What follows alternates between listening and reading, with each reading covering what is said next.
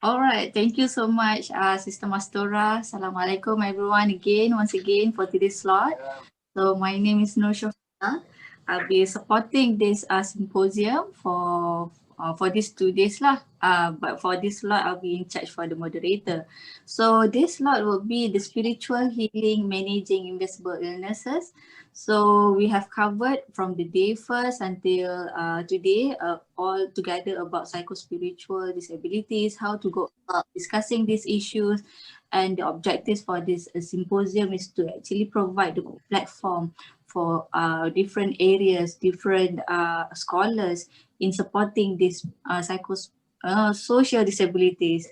Okay, and then how to actually compile all the relevant information and also tips or maybe some framework to be done to assist our societies. Okay, doctor. So let's move on lah with the slot. Okay, so basically invisible illness can actually vary from one illness to another. Okay, so it may be seen as kind of like different or maybe similar to unseen physical illness and or mental illness. So it is actually associated with some stigma. Okay, and then left those who are suffering with their illness not to get some appropriate support, and then be it from medical support or somehow alternative support. And then since we would like to focus on the spiritual healing for this slot, particularly to manage this invisible illness, we would like to welcome all the panels for today to somehow give tips and also give some insightful thoughts about this issue. But before we proceed lah kan, let's discuss, or maybe we have this small ta'aruf session with our panels. Maybe we would like to welcome them to give some introduction first ke? Boleh Dr. Ustaz? Boleh, insyaAllah. Okay. Maybe we can start off with Dr. Jannah first, Doctor. Okay, Assalamualaikum warahmatullahi ta'ala wabarakatuh. Rabbi shrah li sadri wa yassir li amri wahlul 'uqdatam min lisani yafqahu qawli. Allahumma aftah 'alaina hikmataka wa anshu 'alaina min khazaini rahmatika ya arhamar rahimin. I am Nur Jannah Hassan. I am from Kuliah of Revealed Knowledge and Human Science, currently at the Department of Fundamental and Interdisciplinary Studies, teaching worldview, creative thinking and problem solving, things like that, knowledge and civilization. And I have been very much interested with the Islamic philosophy of healing. And healing doesn't have to be from physical illness only, but whatever other illness as well. And I am very glad to be here. Thank you very much for inviting us. And before joining IIUM, I was a teacher teaching chemistry. Oh, so we have a teacher here. All right. Thank you, Dr. Jannah, for the very short and sweet introduction. Dr. Jannah also one of the strong support from centrists lah, from IIUM, right? Okay, so moving on, maybe we can actually invite Dr. Nabil to do some slide ta'aruf session to introduce yourself to our viewers today. Baik. Assalamualaikum warahmatullahi wabarakatuh and good afternoon to everyone. Salam Ju'at. My name is Nabil. I'm from, I was born in KL, currently in Kuantan. I'm a psychiatrist. So I did my undergraduate in UIA. So I'm an IIUM alumnus. So my special interest is in spirituality, culture and mental health. And today I am really excited to listen to Ustaz and also Dr. Nur Jannah, exchanging views and try to have dialogue, to try to see what are the commonalities that we can work together in this area, inshallah. Okay, thank you, Dr. Nabil, our alumni. And I'm also actually I'm alumni, just graduated, degree and also master from IIUM.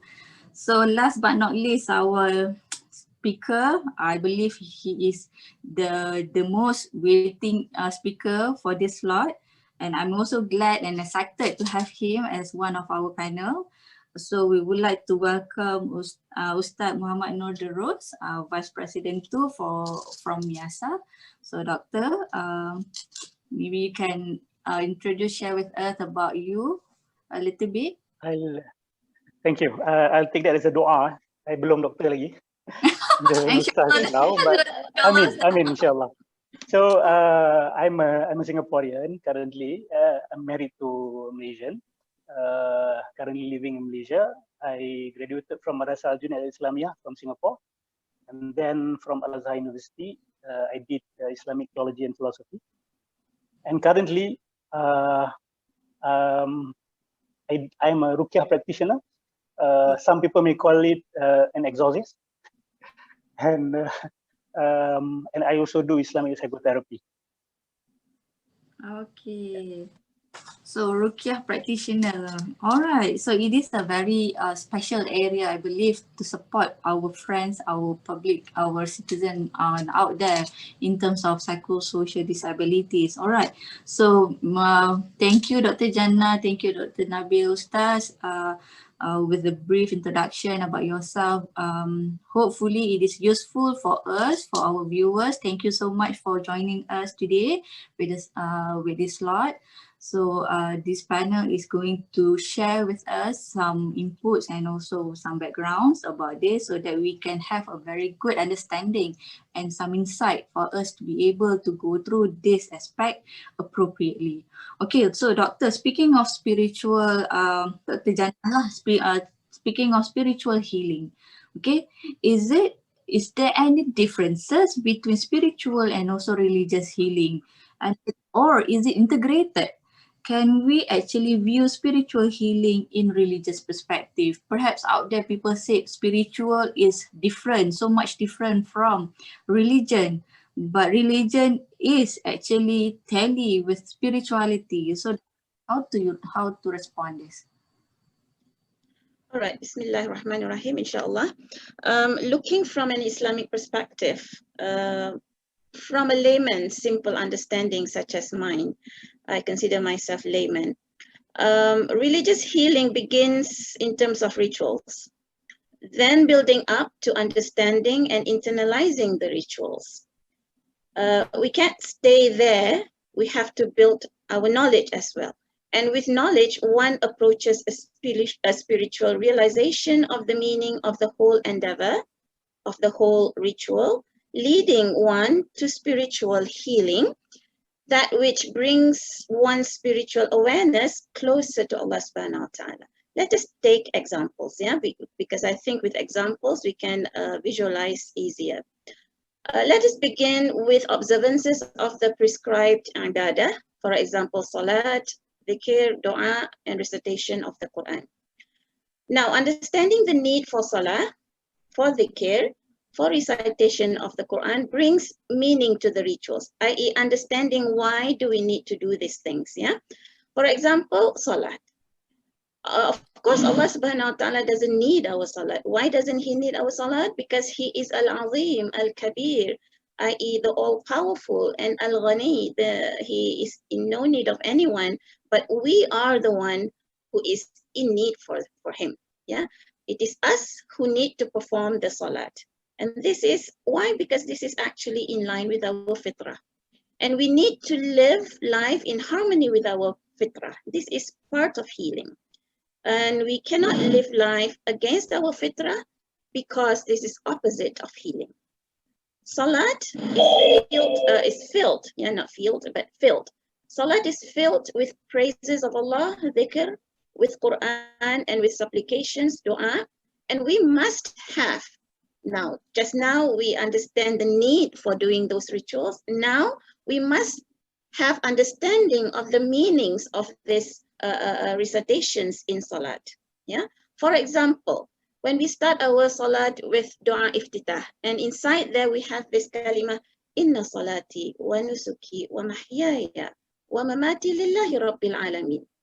Truly my prayer, my service of sacrifice, my life and my death, all are for Allah, the cherisher of the worlds. And I think knowing and this meaning then helps us to be able to internalize.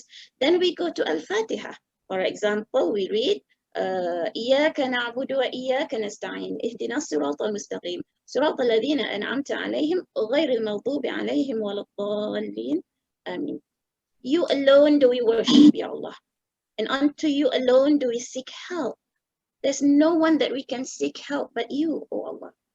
Guide us to the straight path, the path of whom you have bestowed your grace, not those of whom who have incurred your wrath, nor of those who have gone astray. Yeah, we ask Allah subhanahu wa ta'ala to guide us. Now, having understood this, I think it would bring more meaning into our salah. Then it doesn't stop there. For example, when we sit between the two sujood, yeah, usually I see people when sometimes I'm guilty of this too, maybe because we are so rushed for time. Our salah is like chicken packing for food, going up and down like that. We don't pause and ponder what is it that we are saying. And sometimes we say things so fast, even the meaning have been distorted. So let us now look at what is the reading between the two sujood. Yeah, Rabbi ighfirli, warhamni, wajburni, warfa'ni, warzuqni, wahdini, wa'afini, wa'fu anni, subhanallah. My Lord, forgive me, have mercy on me, support me, elevate me, provide for me, guide me, heal me, or protect me, and pardon me, or blot out my sins. So, number one, as I mentioned just now, we have to understand why we need to do these rituals. Number two, we have to have knowledge on the meaning of the recitations during this ritual. Now, arriving at the meanings brings mindfulness. It engages the mind, and not just the mind. The mind is aqal in Arabic, the heart, the qalb, the soul, the nafs, and the spirit, the ruh. And by the way, aqal, qalb, nafs, and ruh, these are part of one entity which is called the spiritual heart, the qalb. And usually when we talk about these illnesses, yeah, what we are talking about this whole week, as well as in the symposium, is actually diseases of the qalb, right? Which is connected to the mind, the aqal, the heart, the qalb itself, the soul, the nafs, and the spirit or the ruh. Now, arriving at the meanings of our recitations bring mindfulness, engaging our mind, our aqal, our heart, our qalb, our soul, our nafs, our spirit, i.e. our ruh, into spiritual awareness of Allah subhanahu wa ta'ala, i.e. khushu', that brings us closer to Him on the way to spiritual healing. Now, coming back to your question, obviously, religious healing and spiritual healing have to be integrated. Now, when we look at the purpose of religion, the purpose of religion is for us to lead life in accordance with Allah's will. And this will lead to higher spiritual awareness, i.e. closer spiritual proximity to Allah subhanahu wa ta'ala. So therefore, religion and spirituality cannot be separated. But of course, you start with religion, and with understanding and realization of the meanings of things, then that would bring you to a higher spiritual awareness. If I can go on a little bit more, Yashu. Okay. Why is this spiritual healing necessary? As I said just now, because it is in line with our fitrah. Now, the true nature of mankind is with this intimate relationship with Allah subhanahu wa ta'ala, what we call in the Quran, what Allah subhanahu wa ta'ala calls in the Quran, hablu min Allah. Why do we have this intimate relationship with Allah subhanahu wa ta'ala? We have this intimacy with Allah subhanahu wa ta'ala because, number one, He made us. We came from Him.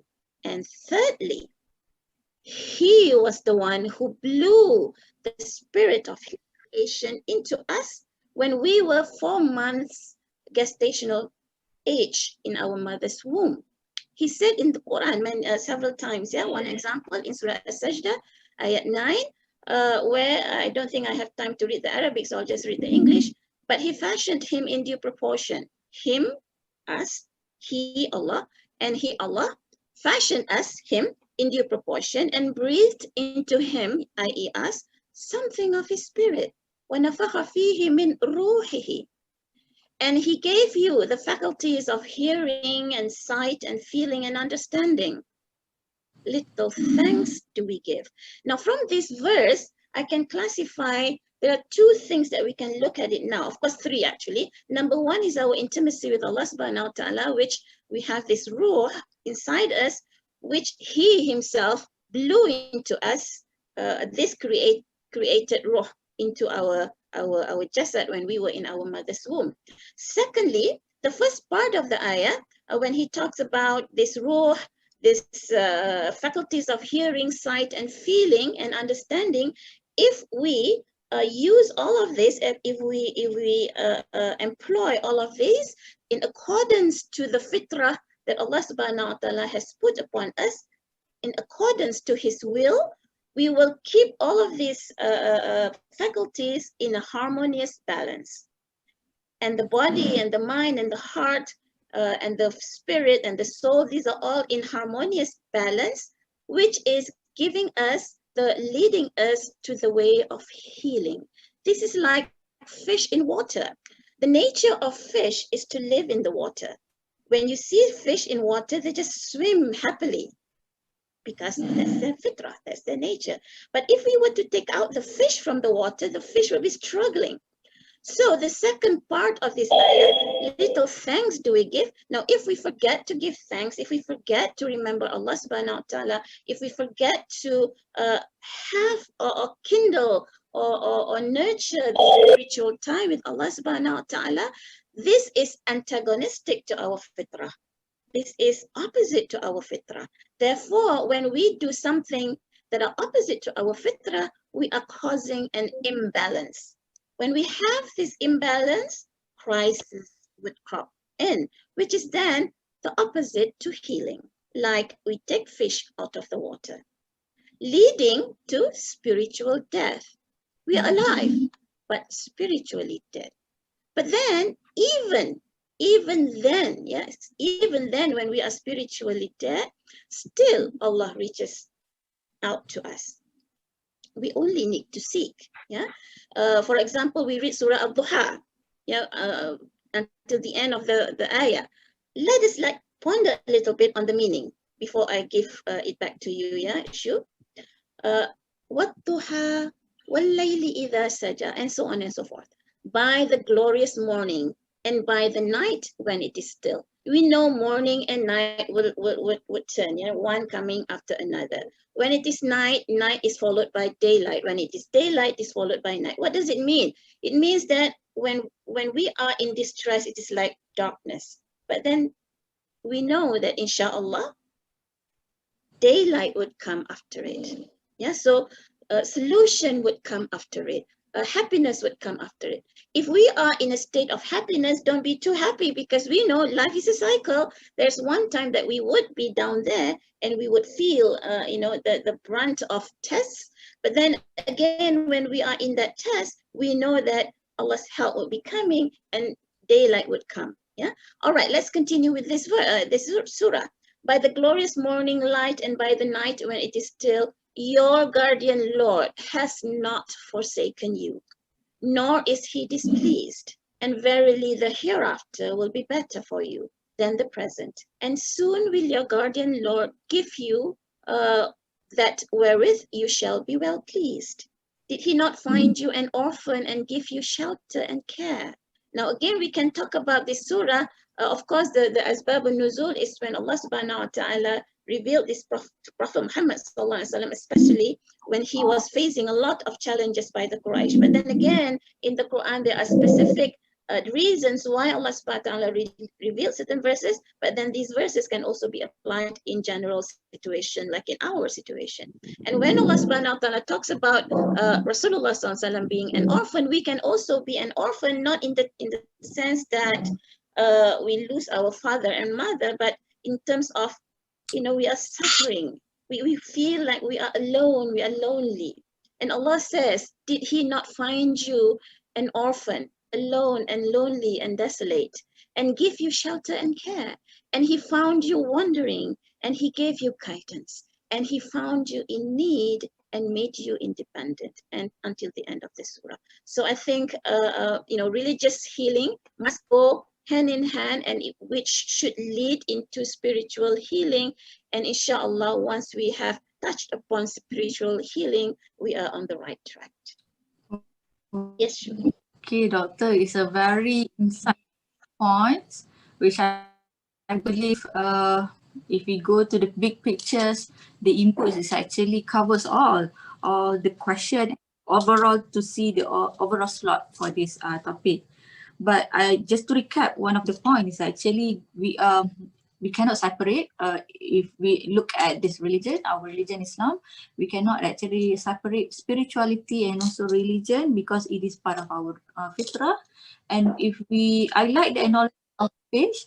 If we take away fish to be living outside from water, it will struggle and eventually die. So I believe that is also part of a human being. If we don't have the inner strength, the fitrah that we have, we cannot actually survive. Right, doctor?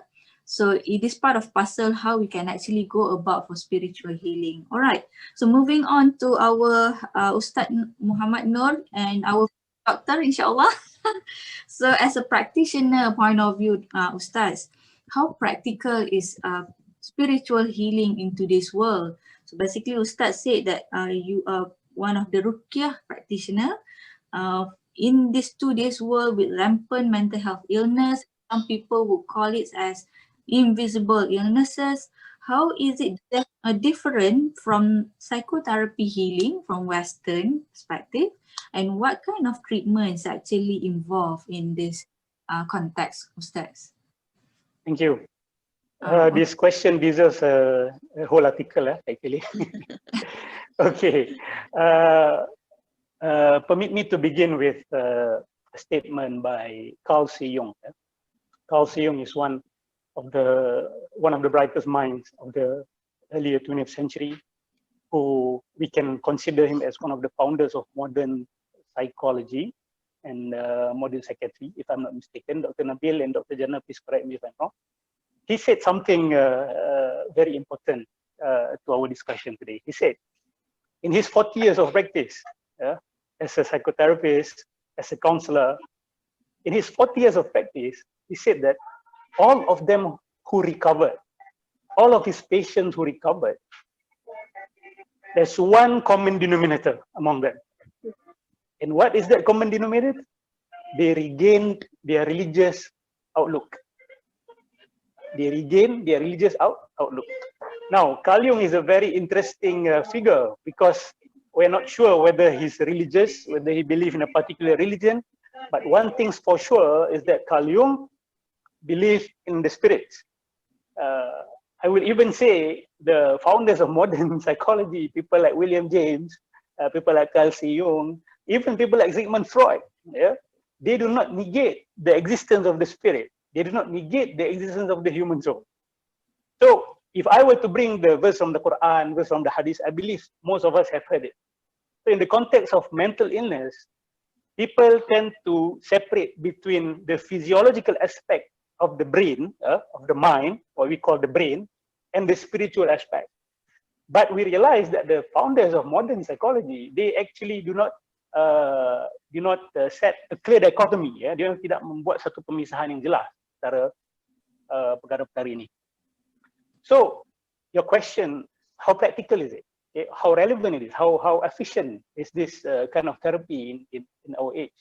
As long as humanity or human race acknowledge that we have a spiritual aspect, then we still are in need of spiritual treatment or spiritual therapy. Even if we were to arrive to an age where human beings have negated the aspect of the spirit in us, even during that time, the need will still be there. You know, you can deny that you have a body, but you have a body, right? We can deny we have a spirit. We can deny that we have a soul. But as a Muslim, as people who believe in Allah and Rasul SAW, we know that the spirit is more real than the body. So as long as we are acknowledging, we still acknowledge the existence of the human soul, therefore spiritual and religious therapy will remain relevant.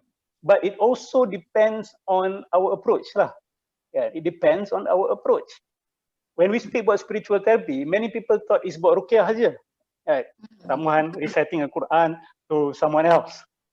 But if that is what people think of spiritual therapy, then of course the relevance is very, very constricted, confined and restricted, right? Spiritual therapy is, of course, it is more than that. And we also do not deny that some people's approach towards spiritual therapy is more to being judgmental, right? I've heard this a lot of times from our patients, our peers. See, when they ask for religious counseling or consolation, you know, they tend to be judged. Ya, selalu kena hukum, and most of the time kena religious lecture. Inilah tak banyak solat ni, your iman is low, you have to go to pray, you tak banyak baca Quran, right?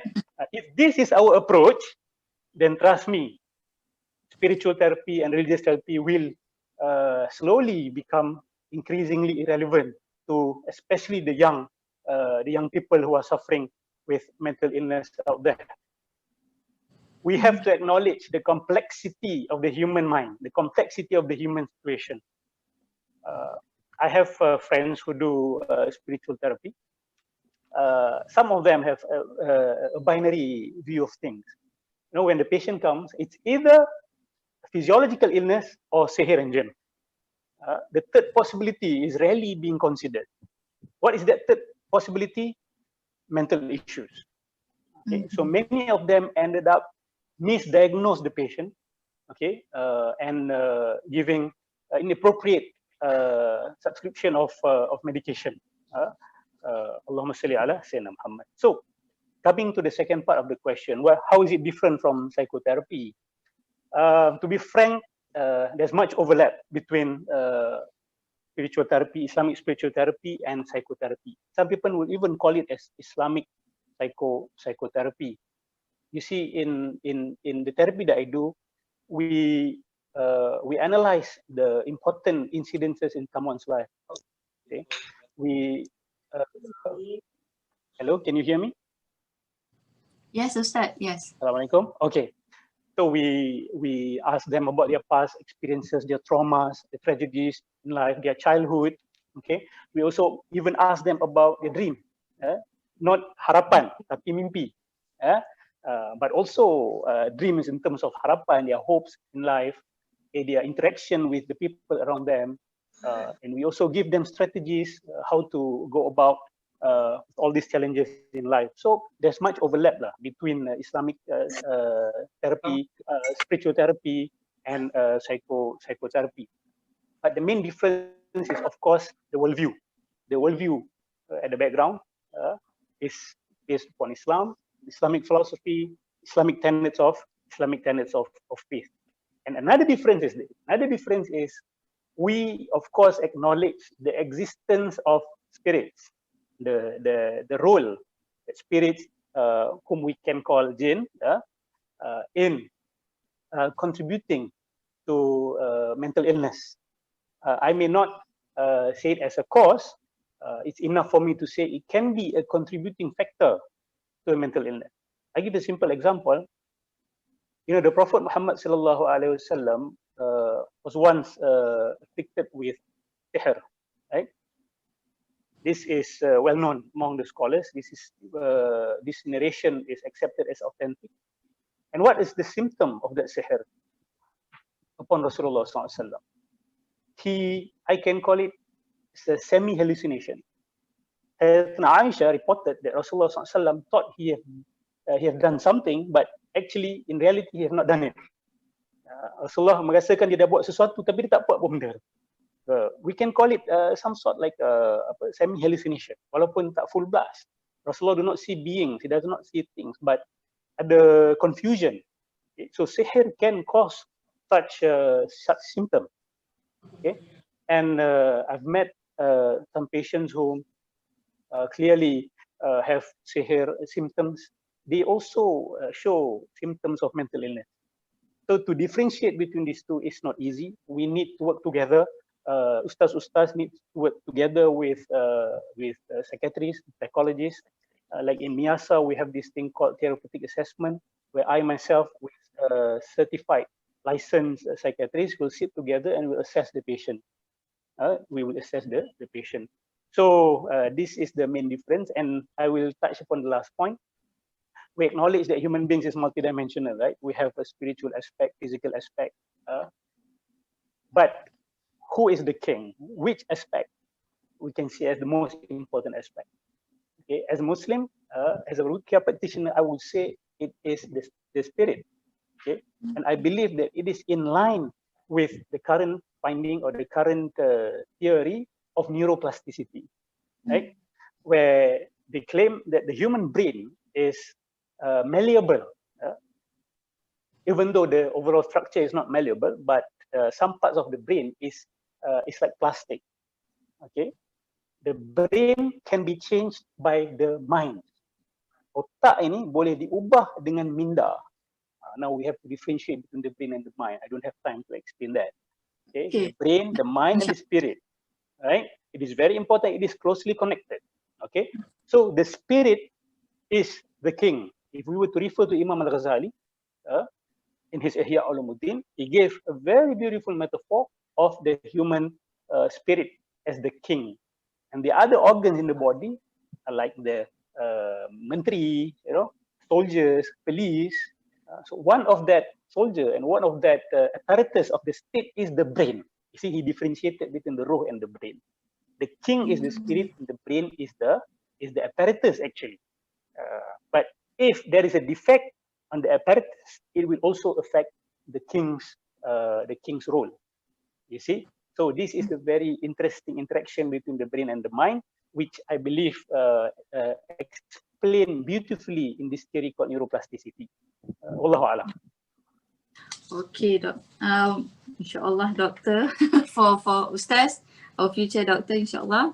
For this field, we need someone with those background to help us, to support us with this kind of psychology, counseling, medical perspective, professional perspective, to work hand in hand to curb with, at least to give us the treatment, the appropriate treatment for our client or patient. Because I like the fact that Ustaz mentioned about Ustaz and also therapists, the experts to sit down together and also to work things and then sort out something to benefit the society. Because I can actually remember I got one case, the father said his daughter somehow saw something, some lembaga, and then few occurrences happened, and then the daughter, for one day, the daughter kicked the lembaga, the ghost. And then when I referred this incident to Ustaz, and Ustaz kata, wow, hebatnya dia. So to the extent, okay, she can see it, but sampai boleh pukul tu, wow, that is actually different. So Ustaz says kena jumpa dengan psychiatrist lah ataupun the appropriate doctor. So this is one of the example lah that actually I can relate to what Ustaz say, because spiritual psychotherapy, it is not actually different area in the counselling. And me personally, as a Muslim counsellor, when it is a necessity, we will inject some element of religion and also spirituality in our context. But it comes to issue, maybe Dr. Nabil can help us also, as the issue is that there are some people who don't like counselling. I'm referring to the counselling to assist, to support the client by injecting the element of religion. For them, it is so-called as imposed value.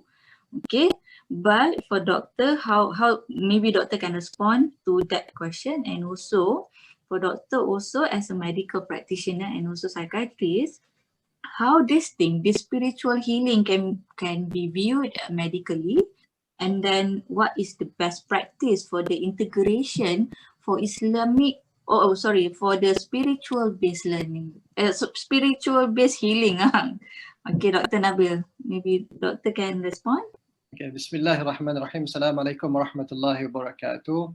So the question, I think the big chunk of the question is about how does our fraternity view spiritual healing or spiritual therapy in treating mental illness? I think that's the question. I would like to answer this question through an example. Okay, so today everyone here, everyone become the patient. Okay, you guys become the patient. So you have been having a generalized body ache for many weeks. Suddenly your chest feel very heavy.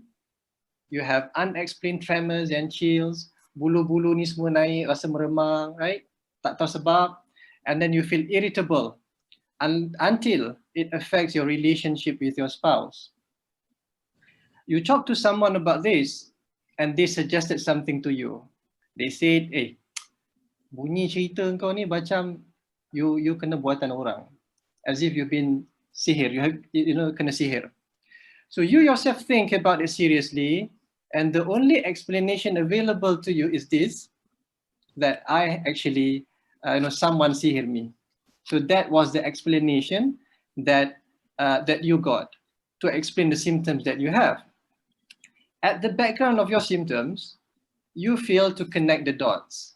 In your house, you have been having sleepless nights. You are extremely tired and worried about your sick child or even your ill parents, and you love them so much. Okay, so biologically speaking, at this moment, you are in the state of stress, with all the stress hormones released. Your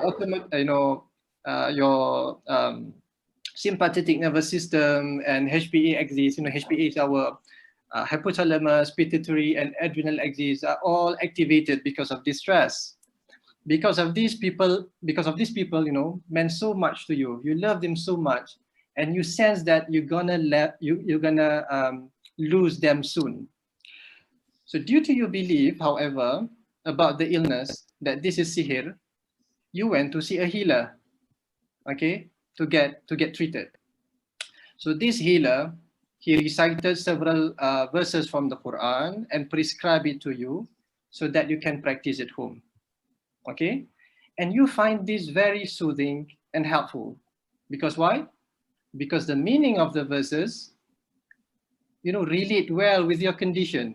You find it very relatable. The sufferings that you have, the problem that you have, is relatable, and you feel validated somehow. And soon you started to feel much relaxed, much better. However, the condition would, wax and wane. Kadang-kadang okay, kadang-kadang tak okay. So this is just a simple case scenario which I meant to share with you so that we can learn something. So from this case, we can learn a few points. One is people have different perceptions about illness. Okay, you may have body ache. You think that you have osteoarthritis. The other person may have the same body ache, but he thinks he have sihir or sakar and etc. And people seek treatment following how they perceive it. If they think this is sihir, the only way out is to get treated by a spiritual healer. If this is a cancer, he believes this is a cancer or something else, then the treatment is to get treatment from the doctor.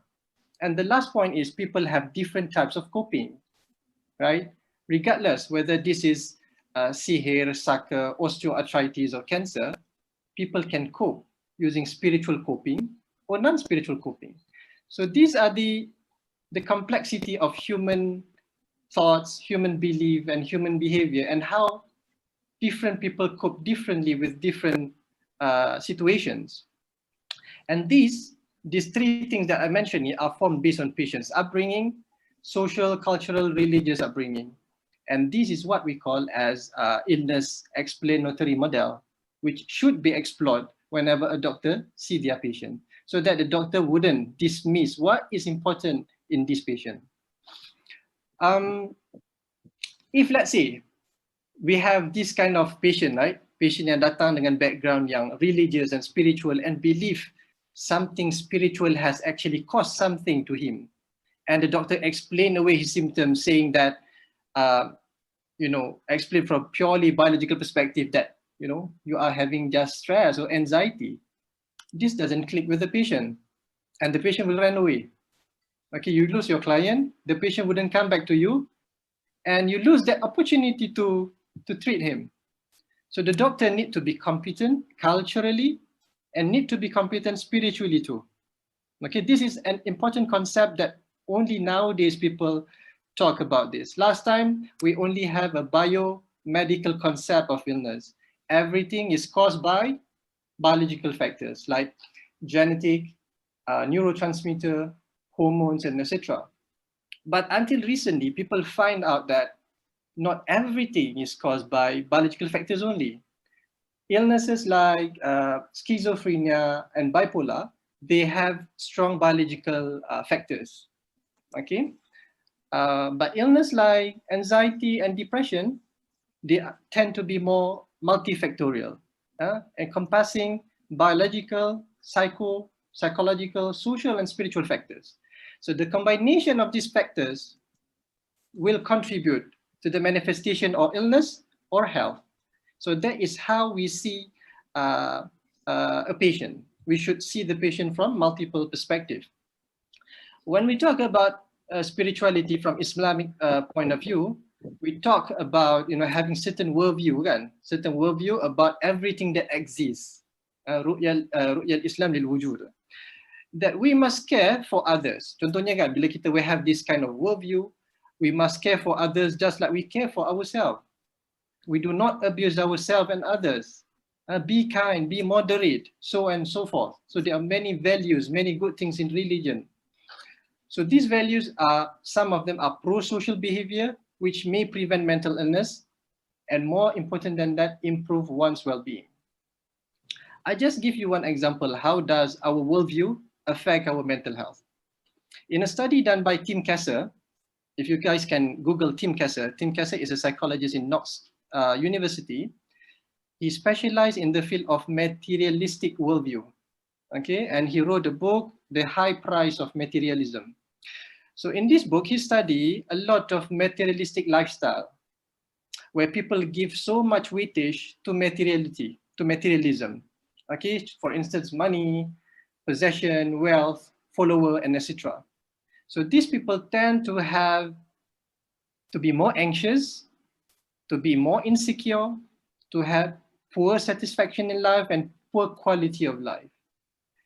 So this just tell us that having certain worldview about life would predispose someone to certain mental condition, anxiety, stress, and etc. So in summary, if you ask me whether spirituality is important or not, it is important. But the question is how? How do we assess, and how do we, you use the word inject, how do we inject spirituality in the treatment? Inshallah, I'm gonna elaborate later in the next round. Okay, doctor, it's a very useful example, very much relatable, and I like the fact that doctor shared about materialistic point of view, which is somehow or other the decision that person takes can actually contribute to certain mental condition. And then the best practices would be the multi-dimensional model, which is that practitioner needs to be aware of several contexts. Like, for example, I can maybe relate some bio-psycho-spiritual ecological perspective also. We have been like doing integrating that model also in a counseling, and I believe medically also apply to that context. It's just that, is it beyond one's practice to somehow impose some value on spirituality, Dr. Nabil? Can you repeat the question, Syuhada? I heard when we actually give some input on religion to our patient, is it somehow or other can be said as imposing values? Maybe from Western perspective, they said value or religion is very much personal. Right. And can it be said in the multidimensional model that Doctor said just now? Right. Since you asked this question, so in the West there is an ongoing debate. I think there is no way this thing can be to come to a conclusion, right? So there are generally two types of approach. The first one is secular approach, that you don't talk about religion, you don't ask about religion, you don't ask about spirituality, just like you don't ask about someone's sexuality out of the blue. So that is one approach. And the other approach is what we call as patient-centered approach. When patient come to you, talk about his suffering and talk about his depression and etc., and suddenly talk about God, and it seems to you that this is an important area for you to explore, and there is a potential for you to correct something in the belief, and in the end it can, give some kind of help to the patient. So why would you dismiss that? So we have two types of approach. So some people, depending on their school of thought, tend to be more secular as compared to the other one, and tend to be more integrated. It depends on their training, actually. Okay. I'm actually totally agree with that, but somehow Dr. Nabil has responded, and I believe we are here with the same thought, same area, that this spiritual dimension need to be prioritized as well as compared to other areas. Okay, moving on to the round 2. When we see this managing the illnesses, we need to go for inclusiveness of the treatment. And then the holistic approach, it seems to be the best approaches to actually minimize their burdens among the patient particularly with this mental illness related. So Ustaz Muhammad Noor, maybe you can share with us about your practices, what kind of process involved in this spiritual healing. And then do you mind if you share a little bit about maybe some zikir or surah to be included throughout the process? Maybe we can also hear together with us, we can benefit as well to be included in our ritual. Ustaz? Bismillahirrahmanirrahim. Firstly, let me share with all of you, when we speak about spiritual therapy, what does it consist of, right? So number one, when we speak about ruqyah, okay, it is not only a reciter reciting the Quran and the patient listening to it. I believe the most important element in the ruqyah is actually tadabbur. Okay? So in my practices, when I'm doing the ruqyah to the patient, when I'm reciting the ruqyah, I will try my best to insert or inject into it tadabbur Quran. Because if you were to look at the verses of ruqyah, most of the verses is speaking about the big picture of life, you see. So points to ponder about why is there suffering, why is there evil, why am I having to face all these trials and tribulations of life. Look at Surah Al-Fatiha, look at the first 5 verses of Al-Baqarah, the last 6 verses, Surah Ayatul Kursi, right? All of these are big verses. It should trigger us to think about the big pictures of life. So I will take that opportunity to trigger some tadabbur there. Trigger some tadabbur. And number 2, it consists of what Dr. Viktor Frankl, he's a Jewish doctor, he called it as logotherapy. Okay? Because I can't come up with a better name, so I pinjam lah istilah dia. It's called logotherapy. What does logotherapy mean? Logotherapy is part and parcel of a spiritual therapy. Logotherapy means meaning therapy. Meaning therapy. You know, meaning is like water for the survival of our mind, the survival of our soul, the survival of our being as a human being. If we do not know why we are here, where we are going, why is there, trials and tribulations, all these, it will be very difficult for us to go through life. What's that? One of our viewers actually forgot to mute. Oh, okay. Sorry. Okay. So when we're speaking about logotherapy, it is about talking about meaning, the meaning of life. And number 3, it consists of religious comforting. This is a very, very important element in spiritual therapy. Religious comforting. we need to give hope. We need to give light to the life of people who are suffering with mental conditions. Because many of them felt hopeless, felt lonely. So if you were to take that opportunity to lecture them, to speak about neraka and all these things, yes, there are some instances where you have to talk about all these things. But predominantly, it needs to be a message of hope. It's called religious comforting, menenangkan orang dengan agama, to make people understand the wisdom of Allah Subhanahu wa Taala. Okay. And then number 4, it is also important to speak about important incidences in someone's life, because many of my friends and my patients, my peers, come to me and say, Ustaz, when I go to a Ruqyah practitioner, does not even ask me what am I going through in life. How is my relationship with my husband, with my children? Do I have any traumas or tragedies in life? They went straight to Ruqyah, right?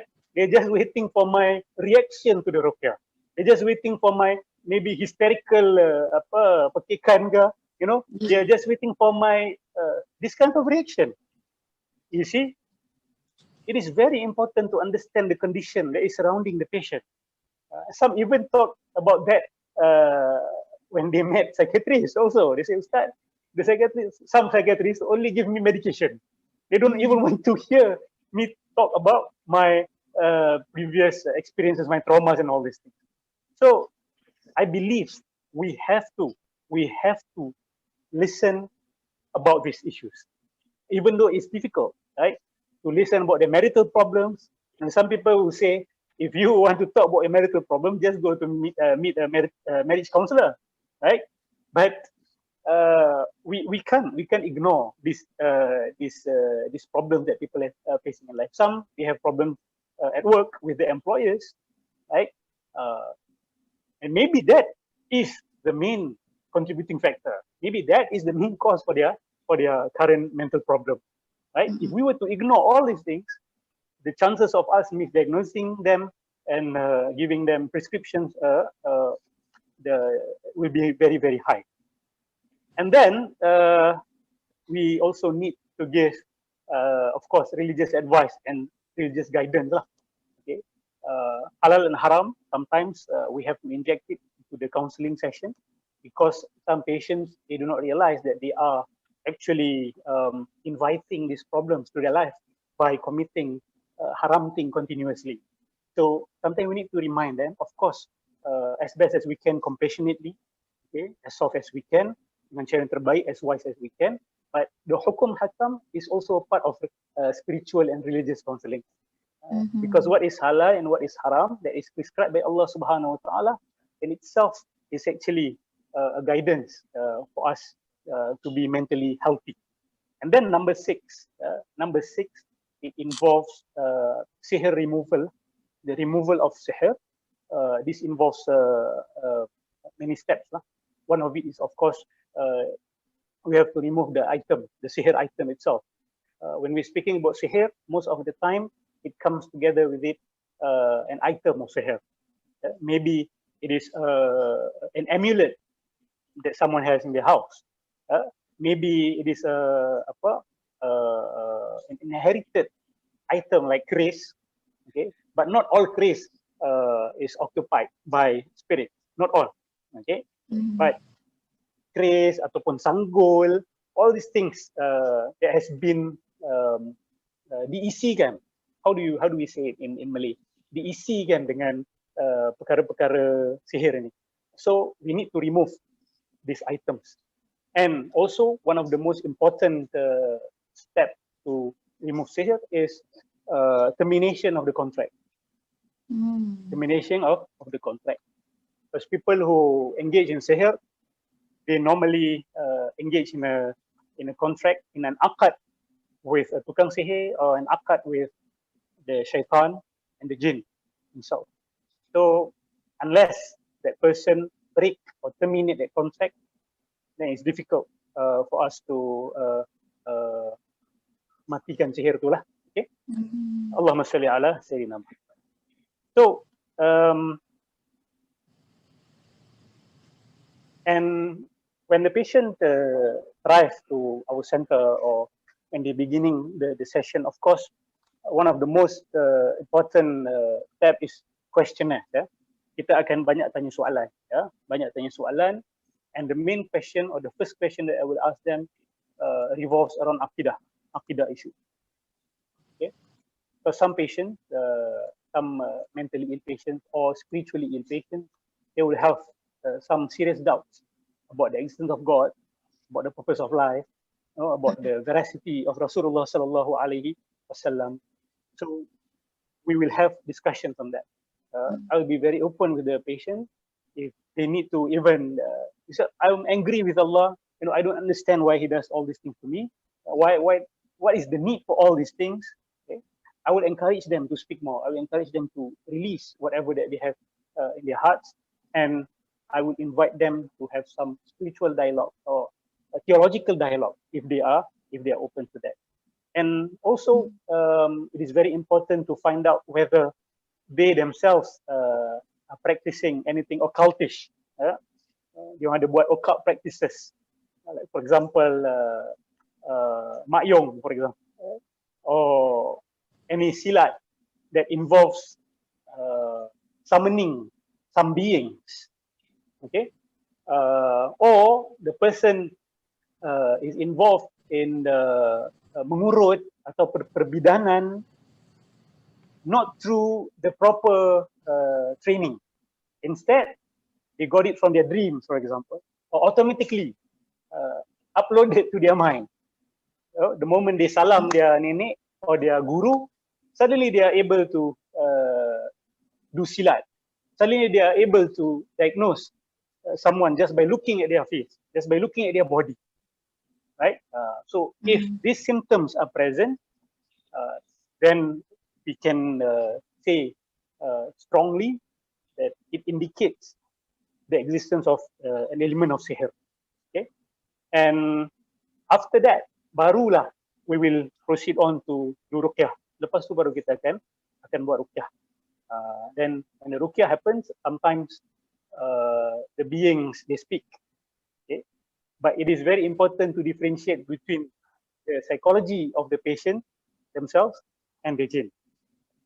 Sometimes susah nak bezakan. Sometimes susah nak bezakan. How do I differentiate it?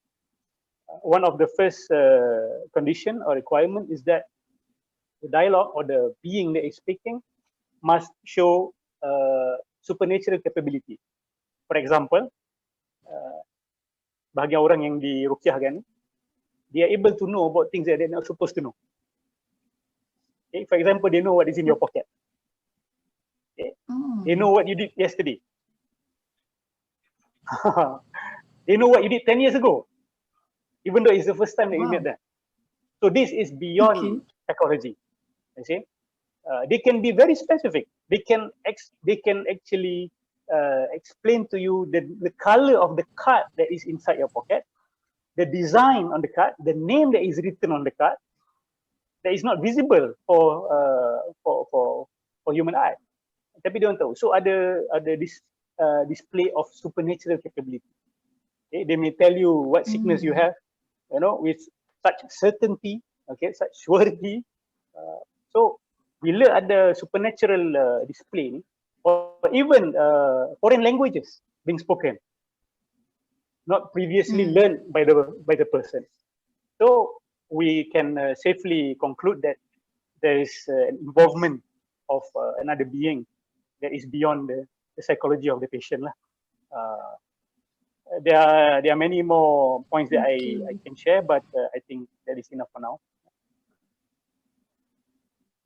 Okay, Ustaz. If we can actually follow what you have explained to us just now, what involved, what kind of process involved. If I can recap, it involved many aspects of recitation of ruqyah itself, tadabbur, and we inject some element of logotherapy, actually on existential punya scope of questions. Yes, and then question, compassionate religion. I can say it is a very meticulous process and very thorough process that actually involved in this kind of spiritual healing. But maybe perhaps one day we can organize an event so that all these processes can be discussed further lah. But we Inshallah. appreciate so much of your explanation. It is a new for me, at least. But if we can moving on to Dr. Nabil, from the medical perspective, always people say that the medical approach should be prioritized most of the time. And then I heard this slogan said, at least we need to know what is the harm and we don't do any harm to the patient. But how the spiritual approaches is embedded in the healing processes in the medical aspect, Dr. Nabil. Okay, thank you very much, Shu, for the very important question. When we say medical approach, do we mean that we only have one approach, or there are actually many approaches or philosophies in medicine? So we need to understand that, you know, different people have different ways of doing. You know, there are mainstream ways of doing things, you know, the usual way of seeing patient, but sometimes people treat patient differently. So many a time, physicians are thrown into struggle between, at one hand, spending time to fulfill his obligation of giving the diagnosis and give the appropriate treatment to the patient, with spending some time to build a therapeutic relationship with his client. So these two struggle that commonly physicians are facing. So Ustaz tadi sebut pasal, you know, psychiatrist kadang-kadang tak bercakap dengan patient, just push pills saja kan. So that happen in certain setting because the patients are a lot and we have limited times. So the same thing happen in, you know, some other settings other than psychiatry. We have trouble to balance between goal-oriented tasks and relationship-oriented tasks. And this can affect our relationship with the patient and the outcome that the patient might have in the future. I give you an example. A person diagnosed with a brain cancer, kan? Katalah brain cancer tu kat sebelah sini. Will manifest certain symptoms because of the tumor itself. They present dengan headache and vision problem. So biologically, he might also manifest some symptoms of depression because, you know, the location of the tumor mungkinlah correlate dengan tempat yang ada kaitan dengan depression, right? And psychosis. And partially, they become depressed because the patient couldn't function anymore. You know, psychologically and socially, he lost his function. Not only he lost his function, he lost his job, which was so rewarding to him because he believed that whenever he was able to work, he could fulfill his obligation as a husband to his family, to his wife and family, and that is rewarding for him being a Muslim. Okay, and he lost his friend at work whom he usually shared his problems. He feel lost. Suddenly, in an instance, I lost everything. So he feels disconnected with things around him. He has vision problem. He used to read Quran before this, but now he couldn't read anymore. He lost himself. So he lost connection with a lot of things around him. So try to think about this patient and think how we could treat this patient spiritually. And by spiritually, I agree with Ustaz, you know, spiritual therapy, we don't confine it to ruqyah and zikir only. There are a bigger spectrum of spirituality or spiritual practice that I want to elaborate here. Okay, and we tend to, you know, a lot of time we tend to advise, kan? We tend to give a lot of nasihat and whatnot. But believe me, in this 1 hour of lecture, kan, only 10% will remain in your mind. 90% will be forgotten. What is most important for the sick is what you do, not what you said. So action is louder than what you said. So, so I would like to, you know, give some example from the seerah of our Prophet sallallahu alaihi wasallam, how he managed to help the people around him. And I believe these are spiritual. Ustaz, betulkan saya kalau saya silap. You know, a patient take into himself a medication prescribed by the doctor. but he believes that Allah is Ash-Shafi. Allah is the one who cured him through this medication.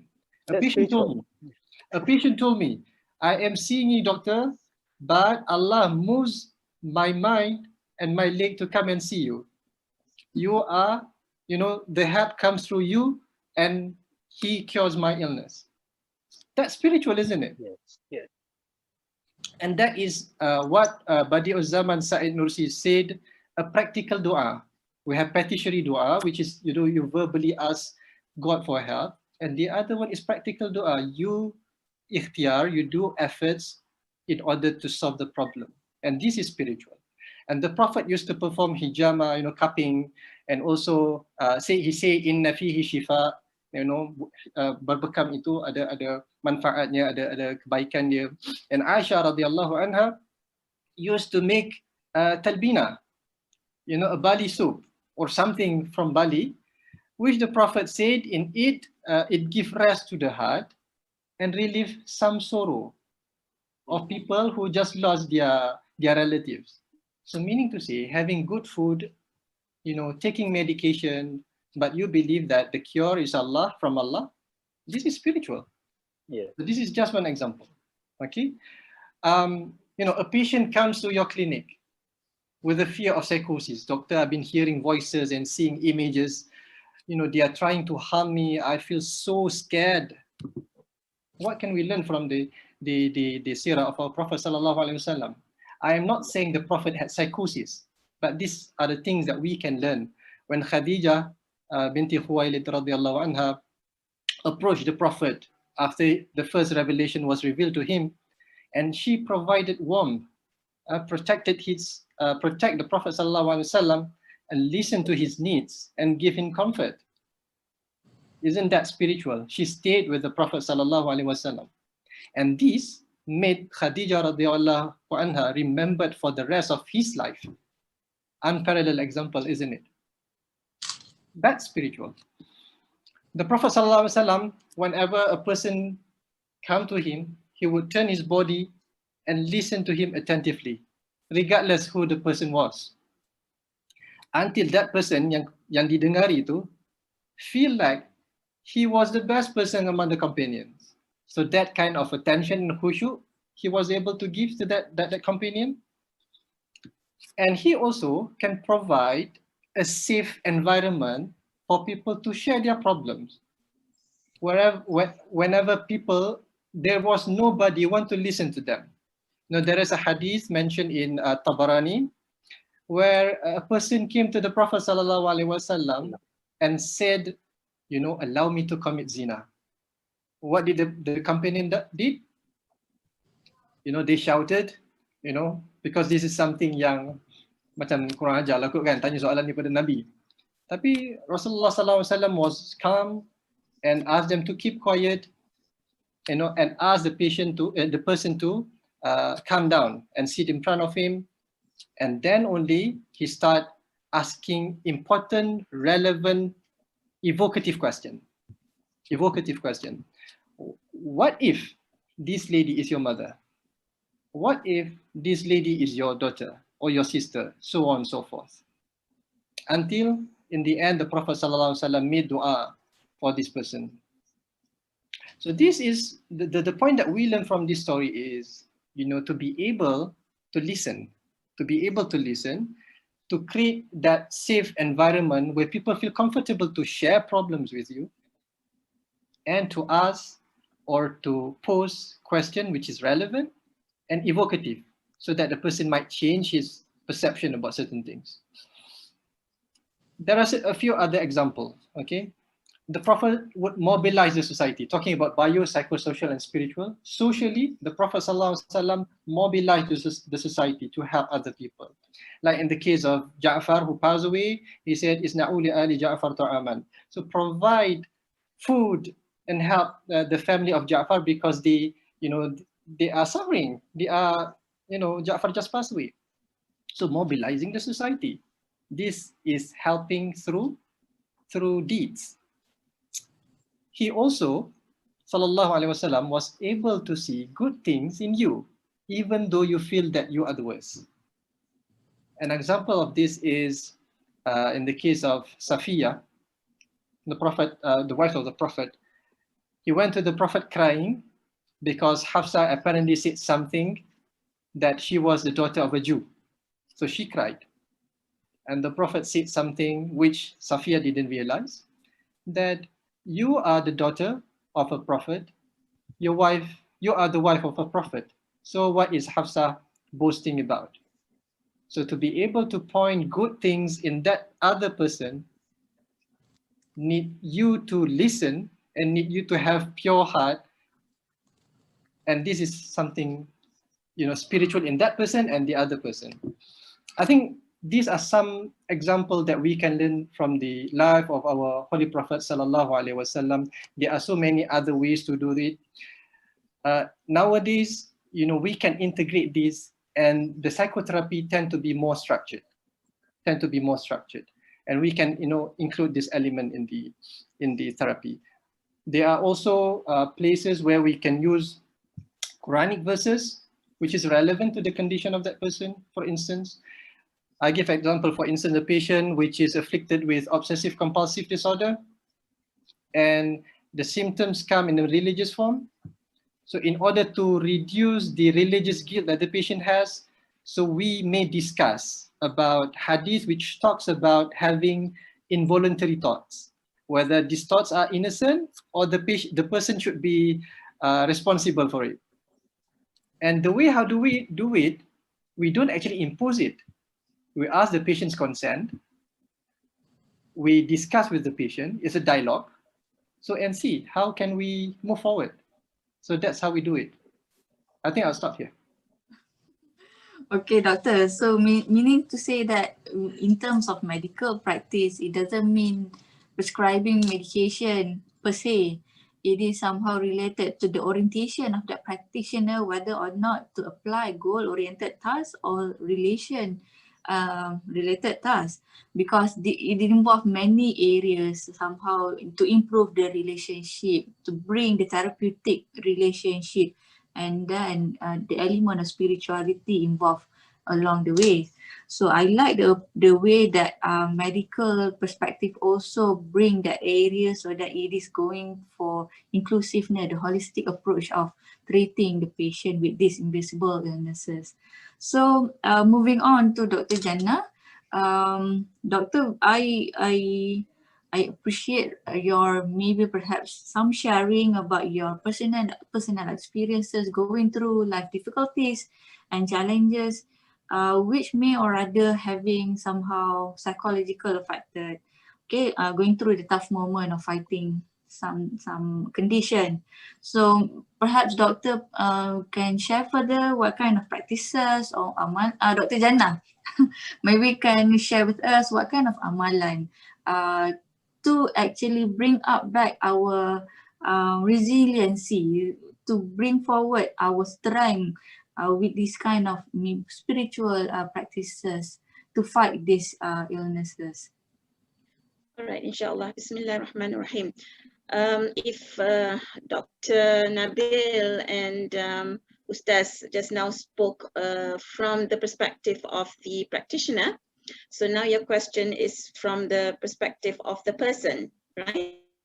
Yes, yes. The person, or perhaps the patient, or the person with problems and so on and so forth. Yes, of course, I think everybody can relate to this, because no one lives without any problem.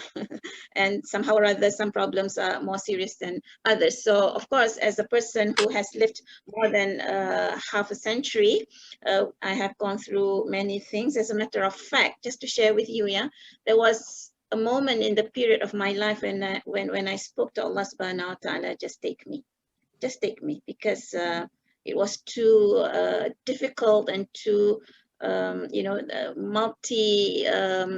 multi-dimensional problems coming from every corner of your life. So at one point in time where I just asked Allah subhanahu wa ta'ala to take me.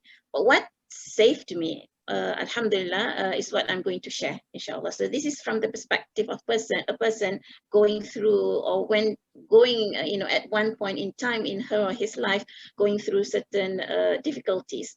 All right, number one, I would say seek Allah subhanahu wa ta'ala through prayer, zikr, and supplications, and not just doing it as a matter of ritual, as I mentioned earlier, but really understanding why you're doing it and understanding, like what Ustaz mentioned, tadabbur, understanding the meaning of things so that it can reach into you.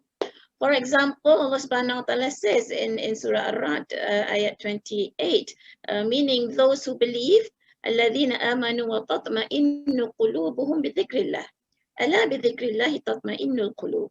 And Allah subhanahu wa ta'ala doesn't speak but the truth. So when Allah say this, this is the truth. And the meaning is those who believe and whose hearts find satisfaction in the remembrance of Allah. For without doubt, in the remembrance of Allah do hearts find satisfaction. So whenever we are, compounded with many different issues, remember Allah. Because by remembering Allah, does our heart will become, find satisfaction. So this is one way in which we can comfort ourselves, in that we know that Allah is there. Once Allah is there, whatever your troubles is, and when you are backed up by Allah subhanahu wa ta'ala, there's nothing else that can harm you. All right, so number one is always remember Allah and know what you are saying in terms of the dhikr. And this is actually our fitrah again, because the whole nature, the whole universe is always in this unison and this harmony of singing praises for Allah subhanahu wa ta'ala. Even the cells of our bodies, even the atoms of our bodies are at the same time celebrating this dhikr with Allah subhanahu wa ta'ala. Therefore, when we, by conscience, choose to do dhikr, then we are in unison with the whole of creation. So that creates this harmony, and that harmony is part of our fitrah. Again, we have to be in line with our fitrah, like the fish in water. And when Abdullah Yusuf Ali, when he explained about this verse that I just read just now, he said, the sign or miracle is not something external, i.e. this source of light or this source of hope may not be something external. It is something internal, something in your mind, something in your heart, and something in your soul. It depends on your inner spiritual experience. If you turn to Allah, that light, that experience will come. If you do not, Allah will not force you. But then, of course, the story will be different. Now, secondly, we have to ignite this internal light, like how Abdullah Yusuf Ali mentioned. How? By building intimacy with the Quran. We have to build this intimacy with the Quran, not just in terms of recitation, but also in terms of tadabbur, in terms of studying it, internalizing the meaning. So much so that Allah subhanahu wa ta'ala will arrange our life in ways that when we are faced with problems, those problems are going to directly be addressed. The next moment we bring our Quran, we open to the next page that we left off from the last reading, right there and then is the solution. But this will not come if we open the Quran only intermittently. It has to be something that you devote a certain chunk of your time. For example, 1 hour each day, better yet 2 hours each day, 1 hour in the morning, 1 hour at night, and you continuously study the verses of the Quran to the point that Allah subhanahu wa ta'ala will arrange your life and arrange your reading of the Quran, that the problems that you face and you could not find a solution, the next moment you bring the Quran, you open that page, you read it, right there is the solution. Right, but this has to be ingrained in us so that this becomes the intimacy with the Quran is built, and Allah subhanahu wa ta'ala will arrange our life like so. Now, the Quran is healing. How do we know? Because Allah subhanahu wa ta'ala said it. And a quick search in the Quran for mercy and healing, there are more than 200 times whereby the Quran mentions about mercy and healing. What more if we talk about the truth, the promise, the light, the guidance, mercy, healing, then it would be more. Yeah, but only for mercy and healing, there are more than 200 times. And Allah, as I mentioned just now, doesn't speak but the absolute truth. So when He said that the Quran is shifa, then that is al-haqq. When he mentioned that Quran is shifa, Quran is healing, then it is healing. How is it healing? Yes, when we read it in terms of recitation without knowing the meaning, we feel at ease. This is like part of the miracle of the Quran. We feel, at peace with ourselves. But what more if we were to understand? When we understand the message, this is what Ustaz mentioned just now, and even Dr. Nabil mentioned, when you understand the message, it clicks on with your conscience because this is part of your fitrah, and there you are on the way to healing, inshallah. Yeah, so many verses in the Quran talks about healing. There are certain examples here that I mentioned. Maybe I should just mention one. In Surah Ibrahim, ayat 14, verse 1, a book, which is the Quran, which we have revealed unto you, O Muhammad, in order that you might lead mankind out of the depths of darkness into light by the leave of your Lord to the way of Him, the exalted in power, worthy of all praise. And this is about light. And the next verse in Surah Syuhada, this is Prophet Ibrahim's speech. I'll just go into the most the heart of this series of verses. The series of verses are from verse 78 to 83, where Nabi Ibrahim alayhi salam spoke about Allah subhanahu wa ta'ala, that He was the one who created him, He alone guides him, He is the one who provides for him, and He alone heals when he was sick. Yeah, wa idha maridtu fahuwa yashfin, and He alone heals me when I am sick. And this I have made into my own personal, as you said, amalan. As an old lady, I always feel pain here and there, sometimes headache, sometimes there are problems that disturbs me. And I read this over and over and over and over again, mashallah, as Allah subhanahu wa ta'ala promised, the Quran is healing. Because you have this faith and because you understand the meaning, then it brings healing for you, because you have your mindset and you reset your thinking and all that, then it becomes healing. Yeah. Number 3. It is also important for us to ponder on the stories of the Quran. Inshallah, we will be inspired. In the Quran, there are many figures, prophetic figures, righteous people who are in great distress. There are so many stories. Yeah, it could be the story of Adam and Hawa. It could be the stories of Prophet Yusuf. It could be the story of the father of Yusuf. It could be the story of the mother of Nabi Isa, alayhi salam, Maryam. It could be the story of the mother of Moses. It could be also the stories or the trials and tribulation that Muhammad sallallahu alaihi wasallam went through. And when we look into this, for example, the story of Adam alayhi salam, yeah, he was created, him and his wife in Jannah, with all the comfort and all that. And then he was told not to approach this tree, but because Shaitan was given the license by Allah subhanahu wa ta'ala to entice Adam and his children. So both of them were enticed, and they did not just approach that tree, but they ate from that tree. And then lo and behold, they were stripped naked and sent onto earth. Yeah. Imagine if we are in that situation. From this lofty presence in the Jannah, all of a sudden, stripped naked, separated, Adam and Hawa were separated and sent on earth, where there were jungles, there were wild animals, and they, a strange place. And I think if I were to be in that situation, I would perhaps be under depression. But what differentiates? What differentiates? And they went through, I think, greater difficulties because their level of iman are high. So the difficulties that they faced were higher.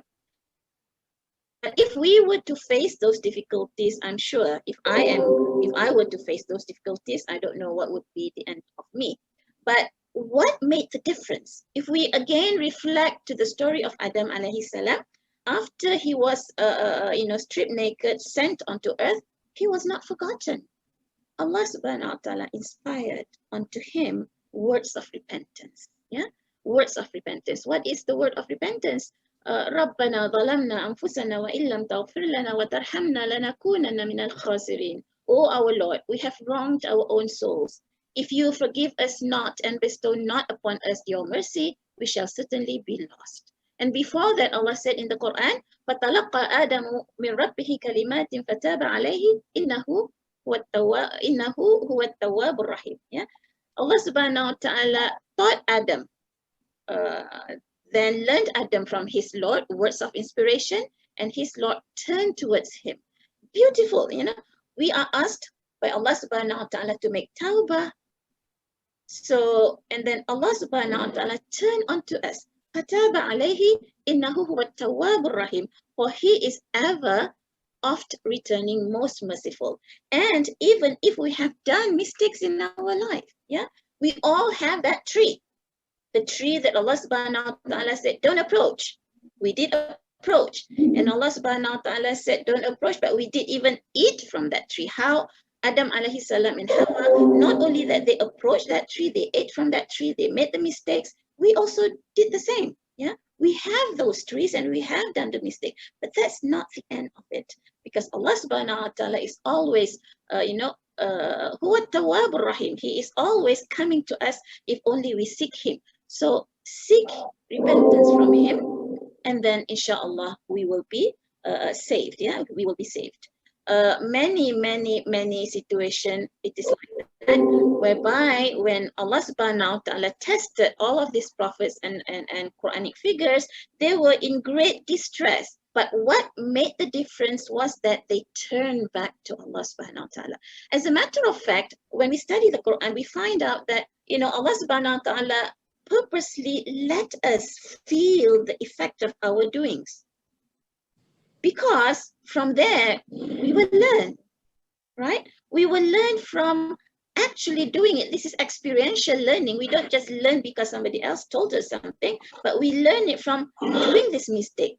Just like Adam alayhi salam, he had to fall from Jannah to know the value of that Jannah, so that he worked hard to reclaim his position. He worked hard to come back to that position. He made tawbah, and Allah subhanahu wa ta'ala accepted his tawbah, and then inshallah he would be coming back to that state. Now same with us. Allah subhanahu wa ta'ala let us taste the effects of our doing, so that inshallah we will come back to him. And Allah subhanahu wa ta'ala said this many times in the Quran. Perchance you would learn from your mistakes, and then you would come back to him. Now we covered the fourth. Now the fifth. Life is but a test, right? Life is nothing but a test. And again, what our previous two brothers have mentioned, Ustaz and Doctor, life is a test, and therefore we have to have this worldview. We have to have this solid understanding of what is the meaning of me being a Muslim. What is the meaning of me being here in this earth? Yeah. So we have to know that. And once we know that, then we know that life is but a test, because Allah said so. And he mentioned in this Surah Al-Baqarah, the last verse of Surah Al-Baqarah, he says, on no soul, I mean, all of us are very familiar with this ayat, لا يكلف الله نفسا إلا وسعها لها ما كسبت وعليها ما اكتسبت. And then the dua, ربنا لا تؤاخذنا إن نسينا أو أخطأنا ربنا ولا تحمل علينا إصرا كما حملته على الذين من قبلنا ربنا ولا تحملنا ما لا طاقة لنا به واعف عنا واغفر لنا وارحمنا أنت مولانا فانصرنا على القوم الكافرين. Right? Maksudnya, and no soul does Allah place a burden greater than it can bear. Life is a test, yes, but Allah subhanahu wa ta'ala will not test us beyond what we are capable of going through. It gets every good that it earns, and it suffers every ill that it earns. Pray, our Lord, condemn us not if we forget or fall into error. Our Lord, lay not on us a burden like that which you have laid on those before us. Our Lord, lay not on us a burden greater than we have strength to bear. Blot out our sins. Yeah. Grant us forgiveness, have mercy on us, because you are our protector. Help us against those who stand against faith. So with this, there are several important lessons. Yeah. Number one, yes, it is but a test. Number two, Allah will not test us beyond what we can bear. And even then, we have to ask Allah subhanahu wa ta'ala to not test us beyond what we can bear. And if we are in the midst of a very, very difficult test, I know it is difficult, it is easy for us to say, but please try to reset our mind, yeah, have a new mindset, because Allah subhanahu wa ta'ala knows that we can go through this difficult test. That's why He gave it to us. Therefore, as a matter of fact, Allah is having a high regard for us because He knows that Shu can go through this test. She has this strength of inner strength that she can go through this test. That's why He has prescribed this test for you. As a matter of fact, Allah subhanahu wa ta'ala as Rabb, yeah, Allah subhanahu wa ta'ala as Rabb, He has prescribed a different curriculum, a different tarbiyah. Yeah, He has prescribed a different tarbiyah for each one of us, especially for us, because He knows us more than we know ourselves. So the tests that Allah subhanahu wa ta'ala gives us are tailor-made because He knows us, so therefore He gives us that test. Why? Because He wants to elevate us a higher, a higher level in terms of closeness to Him.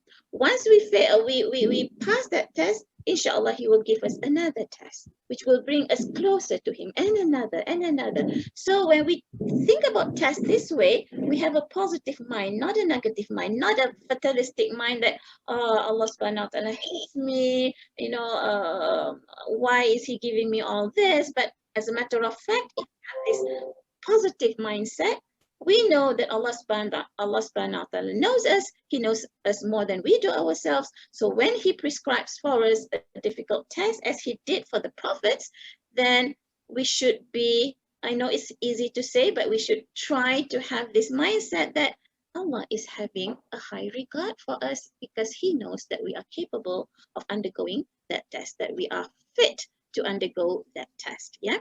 The next thing, the sixth, is strive towards ihsan, as if we see Allah subhanahu wa ta'ala. And ihsan is the highest level of spiritual awareness. Yeah, this is the highest level of spiritual ethics. How do we do this? Through self-purification. We have to always purify ourselves, tazkiyatun nafs, through spiritual training and discipline. Yeah, we have books talking about that. We don't have time to talk about that, but perhaps we can point out certain things. Number one, liberate ourselves from this sin inciting nafs. Yeah, we in our nature we also have nafs. Ustaz just now talks about the king, which is our akal, but sometimes our nafs is in power.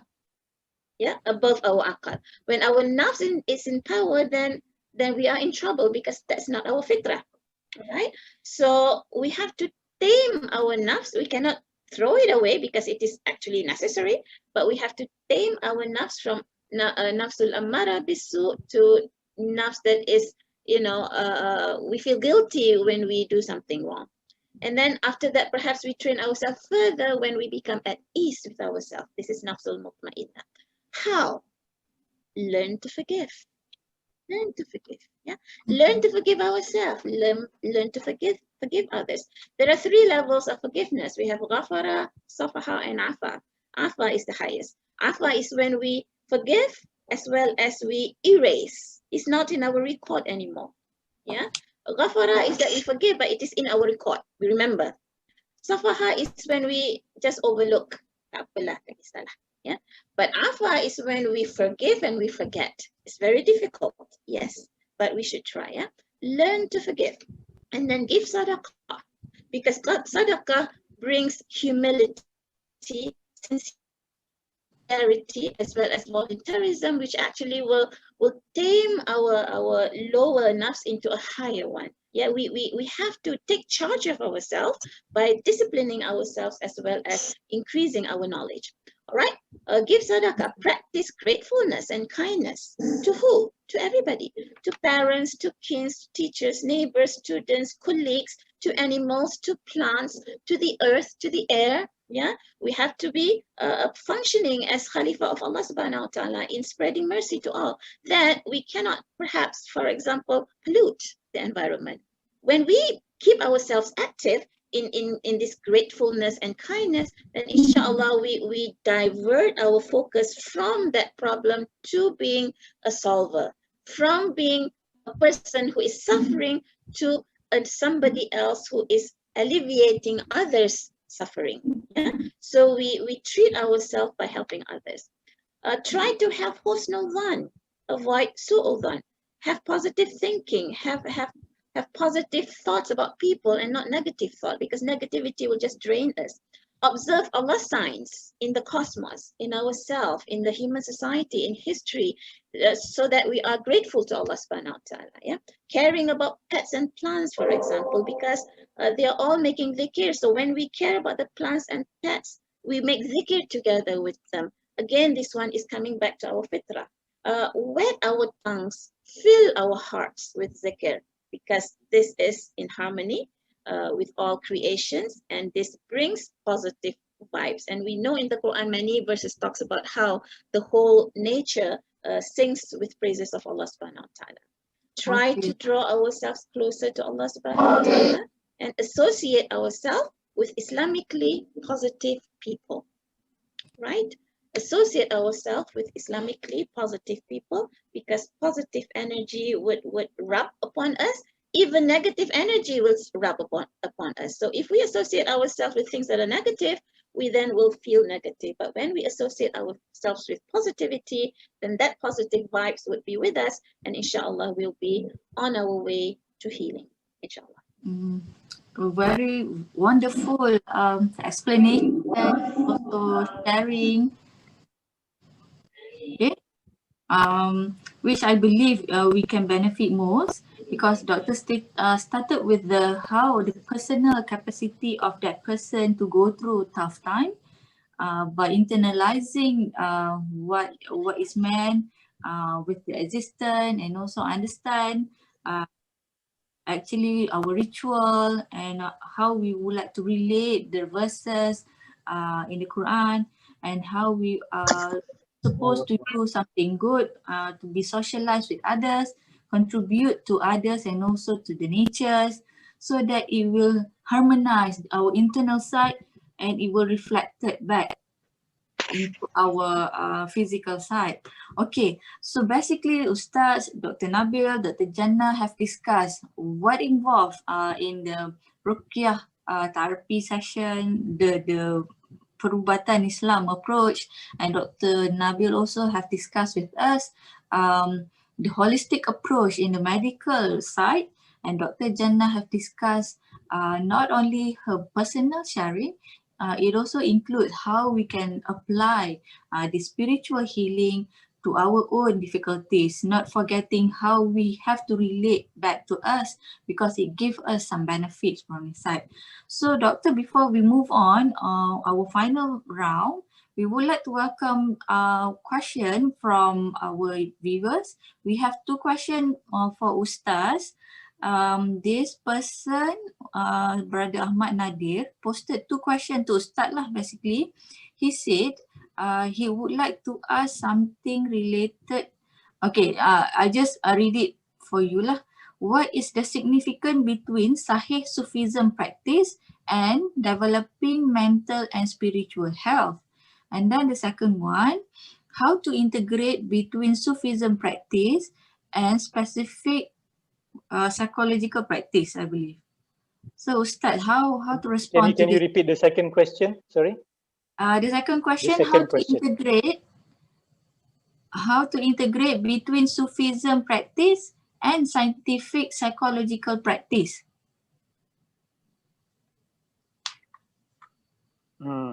These are two big questions. Yes. First and foremost, we need to differentiate between Sunni Sufism and philosophical Sufism. Okay, I'm not sure how much the questioner knows about this categorization, but just keep it in mind. Yeah, maybe you can do more research after this. Ahmad Nadir, his name, yeah. Ahmad Nadir, his name, right? Ahmad Nadir. Okay. So you need to differentiate between Sunni Sufi and philosophical Sufism. To be frank, many of patients or peers who came to Miasa, many of them actually engaged in deviated Sufi practices. And these deviated Sufi practices have grave consequences to someone's mental health. Okay. For example, there are those whom did betapa, betapa, and they reduce their consumption of food to a very minimum level. Tak makan and then tak tidur. They stop themselves from sleeping and from talking to people. They allow themselves or they put themselves in the dark for a long period of time. Okay, all these things it can affect the brain. Okay, dia boleh memberi kesan kepada otak tu sendiri. Not only the mind but also the brain. It can injure the brain. Okay, one of our scholar Imam Az-Zahabi, he explained how some Sufi practices can actually cause people to hallucinate. Okay, it is after this kind of practices that people started seeing things that they thought to be real. Okay, it can even be just schizophrenic symptoms. They started to see Prophet Muhammad coming to them, that wali, this wali coming to them, telling them to do this, telling them to do that, even telling them that they are wali of Allah. They don't have to pray anymore. They don't have to salat anymore. So these beings are shaitan actually. How did the shaitan came into them or started to visit them? This after they practice some bid'ah rituals, innovated rituals that Rasulullah SAW have never taught. This has detrimental effect on the mental health of the practitioner. With integrating Sufi practices and modern psychological treatment, I'm not an expert to answer this question, so I am sorry. Maybe Dr. Nabil or Dr. Nur Jannah wants to respond to it. Points on this issue. Okay, maybe we have. Thank you. Allahu A'lam. Thank you, Ustaz, for the response. I hope the question is answered adequately, and then perhaps these two aspects is actually need to be addressed professionally with another platform. But we appreciate the question from our viewers, and actually we have left around 15 minutes for closing. So we just, to make it short, doctors, all the panelists, Ustaz, maybe we try to blend in our round 3 and also our last round, which is maybe the last words from all the panelists, how to uphold this kind of spiritual healing, and also the last word from all the panelists. Perhaps we start with Dr. Nabil, how we can actually integrate this area into the medical course or curriculum to be integrated. And for Dr. Jannah, is it relevant? Should be there any relevant bodies to acknowledge this field so that there is an accreditation can be provided in the curriculum or syllabus? And the last word also for Ustaz, how is actually this pengamal perubatan Islam should get this credential so that the public who choose to go to them can have this kind of trust. So maybe kita boleh start off dengan Dr. Nabil also, maybe some brief explanation and also the last word from Dr. Nabil. Bismillahirrahmanirrahim. So the question is on how spirituality or the skills to do spiritual treatment or therapy can be integrated in medical curriculum.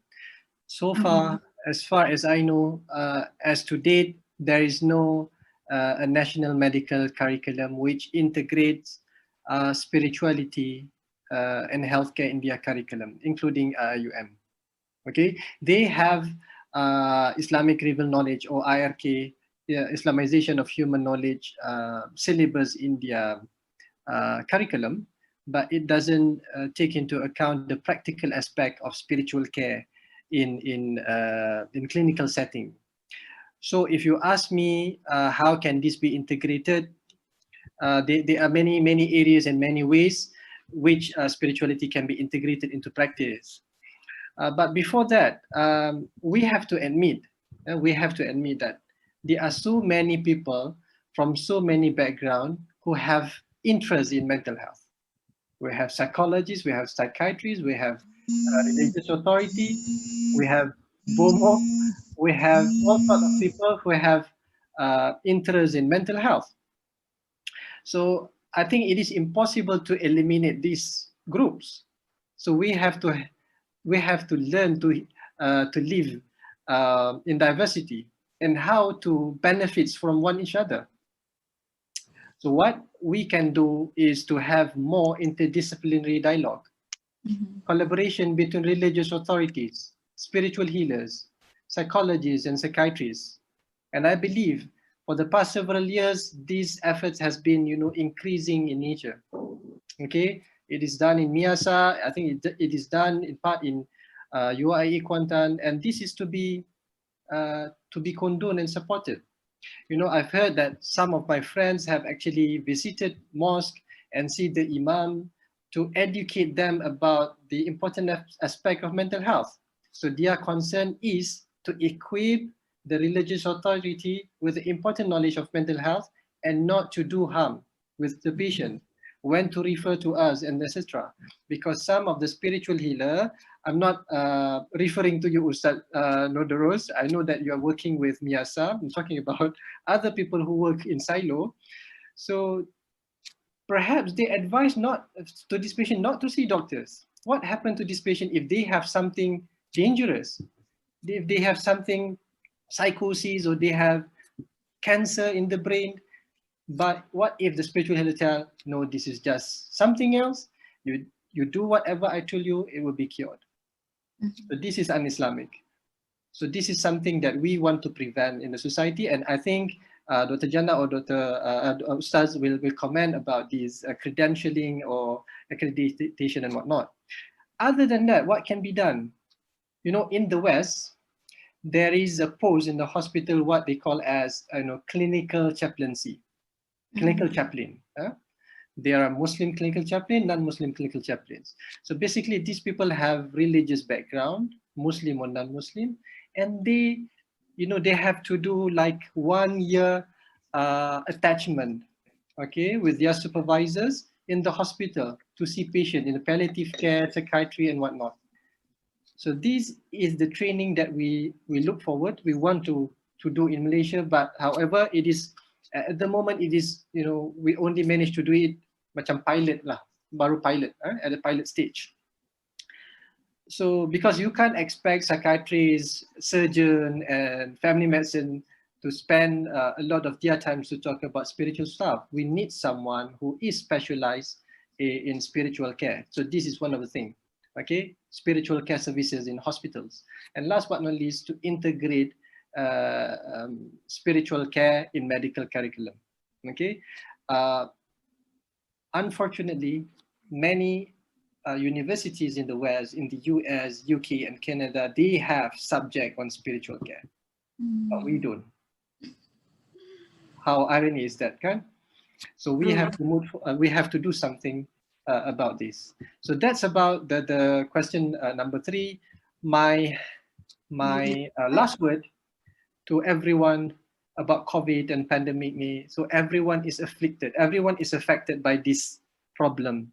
Okay, wars before this, wars have claimed millions of lives, and there are people who endured and survived the test. We are actually going through the same cycle again. So due to pandemic, we face 2 main problems: isolation and uncertainty, right? So what we can do is to get connected with your friends, relatives, environment, and God. Sometimes we get disconnected because we are anxious, because we have the anxiety, that problem that we have in ourselves disconnect our relationship with spouse, kids, environment, and God. So get connected, and be compassionate to ourselves and other people. Improve our efforts, but let go of outcomes. We must strive forward, but we have to let go of the outcomes. Otherwise, we're gonna predispose ourselves to stress and anxiety, because you want to do something, want to achieve something, we attach too much, we become frustrated. And last but not least, seek help from the expert, because this is part of our practical dua. That's all from me. Thank you. Assalamu alaikum. Okay, thank you, Dr. Nabil. Such a wonderful remarks and also last words. Maybe we can get some few words from Dr. Jannah, how the authority bodies can acknowledge this field, and then maybe your last word, Doctor. All right. I'm not sure about accreditation, but let me just look into what I have written here. Perhaps we should, as Dr. Nabil Jade said just now, we should integrate, to a certain extent. How much we can integrate, that's a different story, but at least there should be an effort to integrate. Perhaps we should institutionalize understanding the nature of the humankind from Islamic perspective. Make it, a standard syllabus in our education system to understand the nature of the humankind from Islamic perspective. Why from Islamic perspective? Because we are from International Islamic University. With all its physical, spiritual faculties, this talking about humankind, all the physical and spiritual faculties, the senses, the qalb, the ruh, the aqal, and the nafs. Perhaps also we need to include Al-Ghazali's Ihya Ulumuddin, especially the chapter on wonders of the heart, Ajaib al-Qalb, from the book of knowledge. Ihya Ulumuddin has 4 different books. Number 1, the first book is Book of Knowledge. In the Book of Knowledge, we have a chapter called the Wonders of the Heart.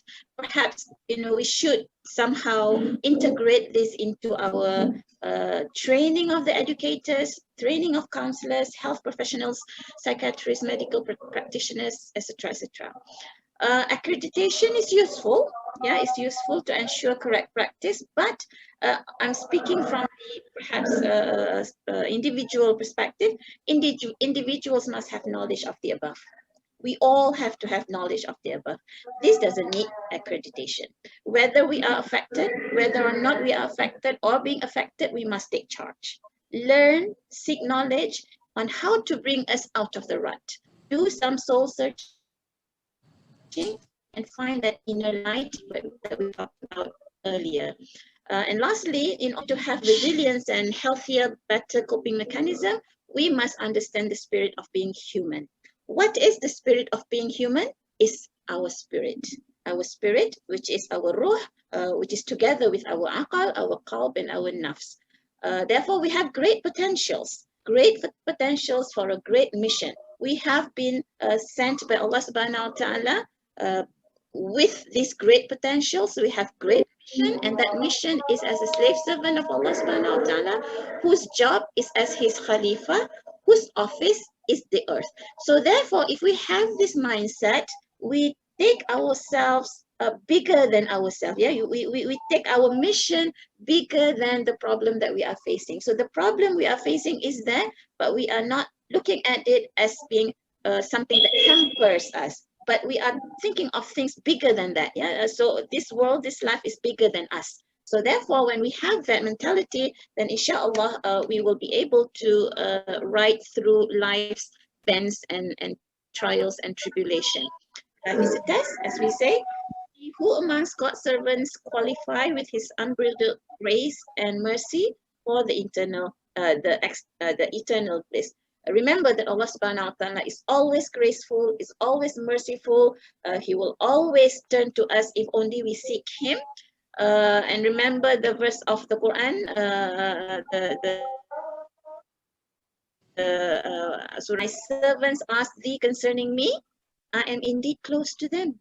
I listen to their prayer of every supplicant when he calls on me. Let them also, with a will, listen to my call and believe in me that they may walk in the right way.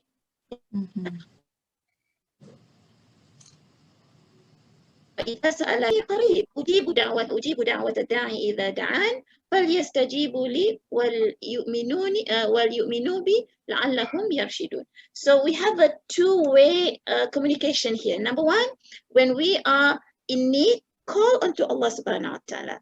He is listening to us and he is very close to us. But then we also have to do our job. We have to listen to his call and believe in him that we may walk on the right way. Allah Allah. Okay, thank you, Doctor, for the very, I think it's input everyone should take note of. So last but not least, Ustaz, how to go about this area? What should we do to be cautious of when we decide to go for the spiritual-based healer, and then how this practitioner would like to enhance their credentiality to gain the public trust. So, Ustaz. Okay, since we do not have much time, so I will, if you allow me, I'll speak about the red flags. Okay. Red flags that patients or people who plan to visit spiritual healers should take note of. Okay, if you see these red flags, run away from them as you run away from a lion. Okay, number one is avoid practitioners who are steeped in the bid'ah, in innovation.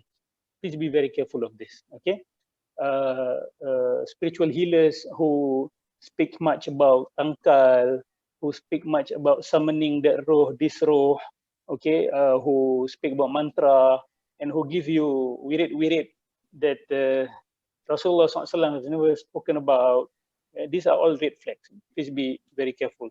And number two, supernatural claims. Okay, oh, I'm able to do this, I'm able to do that. No, I am the seventh generation of Wali Songo. You know, in me, there's a roh of Sunan Kalijaga, or even the roh of Rasulullah SAW will come when I'm doing the rituals of healing.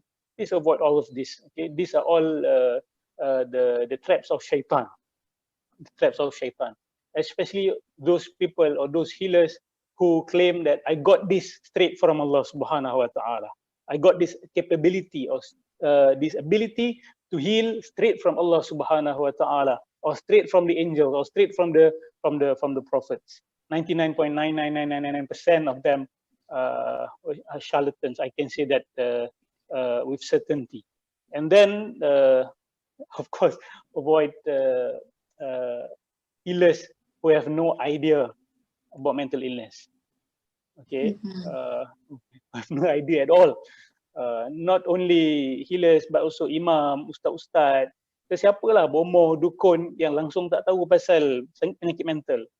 You are playing with fire, because if you have some mental illness symptoms and you meet this kind of people, like what Dr. Nadir said just now, they may put you in danger, you know, by minimizing the possibility of you having maybe a brain cancer ke, kan, or maybe bipolar ke, schizo ke, semua dia campak pada jin, kan. Kesian jin semua kena blame. And then those people who place exuberant price, okay, sekali rawatan 24,000, 30,000, 30,000, 40,000, all of these are shayatin. I'm sorry to use that word, okay. And then people who tend to who always overpromise. Oh, don't worry, you do this, confirm one, insyaAllah. Dia tak cakap insyaAllah lah, say confirm, you will be healed.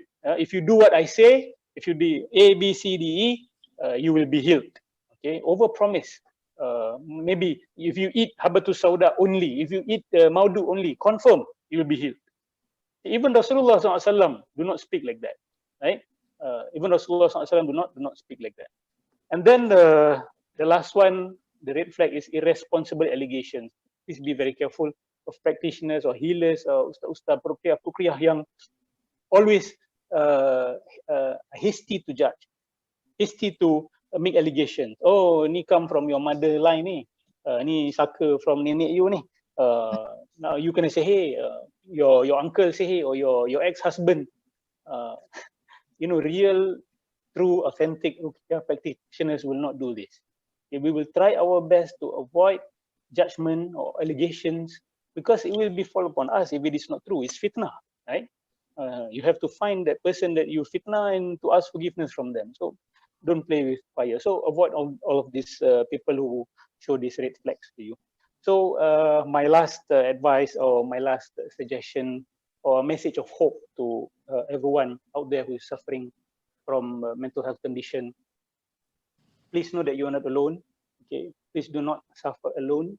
Please know that there are professional people out there who can help you. Okay, please reach out. You can call Miasa, you can call whatever NGOs out there. Kalau perlu, please go to the hospital. Do not suffer in silence. Jangan sorang-sorang, especially in this PKP season. Okay, if you need someone to talk to, you can call us. You can call us in Miasa, and I believe you have counselors also, volunteer counselors in IIUM who are ready to listen to your problems, who are ready to listen to your issues. And please know that for every illness there is a medicine to it. Allah Subhanahu wa Taala promised, right? For every tribulation that you are going through, Allah Subhanahu wa Taala will reward you for that. Okay, please have hope. Islam is the religion of hope, and may Allah Subhanahu wa Taala bless you and heal you, inshallah. Amin ya rabbal alamin. Amin, Amin, Ustaz. Thank you so much for the wonderful red flag points for us, all of us to be cautious of. And then I hope the audience, the viewers can actually remain with us. We are about to end the slot. And after this, we will continue with the closing ceremony. And allow me to recap our discussion for this slot. We started off with the understanding about spiritual healing to manage these invisible illnesses. It is not limited to the physical illness, but also related to mental health illness. And then the second round, we discussed about how to integrate the practices, what kind of practices involved, how to actually internalizing this spiritual aspect in our life so that we can refrain ourselves from these issues. And then the last words and also the last point shared by our panels is actually related to the curriculum, the training, the credentialities, and the point to wonder before we sought any treatment from those relevant parties. So I guess this session, this slot would give a very tremendous insight for all of us. And inshallah, with this kind of points, we can do something, we can contribute something significantly to citizens, to public who are cries for help in terms of mental illness and also mental health to improve their well-being. So I think that is all from our today's slot. So we pass this, but inilah stage to virtual stage to Sister Mastura. Okay. Okay, Alhamdulillah. Thank you so much, Sister Syuhada, for being a good moderator for the forum. And I've listened, even though, you know, sometimes I off my camera and then I on my camera back. And if you guys notice, my background is a bit different. So inshallah, thank you so much for the sharing. It's very beneficial sharing. And I hope that all of our audience could really focus on the takeaway points from all of our panelists, inshallah. And